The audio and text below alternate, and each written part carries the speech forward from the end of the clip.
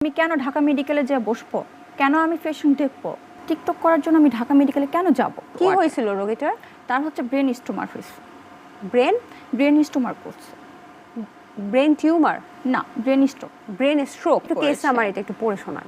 Fit of come your হার্স এস্ট ও your interest of for your form time your frame. ওটির full meaning কি? ওটির ফুল মিনিং হচ্ছে আপনার ওটি করাই তো হবে। কত সালে পাস করেছেন? 2021-এ। আপনি কি এমবিবিএস ডক্টর? ইয়েস। আমার কিন্তু রানিং ইন্টার্নি চলছে। আচ্ছা, আমি পুরো ফুল এখনো এমবিবিএস কমপ্লিট হয় নাই আমার। সেখানে হচ্ছে ডক্টর সাবরিনী ছিল। আমি যে ঢাকা মেডিকেলে, এই যে আমার চেম্বার, আমি এখানে বসে ডিউটি করছি, আপনি আমার পেশেন্ট।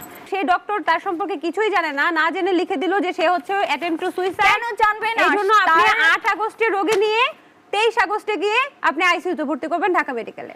গত বছর ঢাকা মেডিকেল কলেজ হাসপাতাল থেকে একজন ভুয়া ডক্টরকে কিন্তু ধরা হয়েছিল। তার নাম ছিল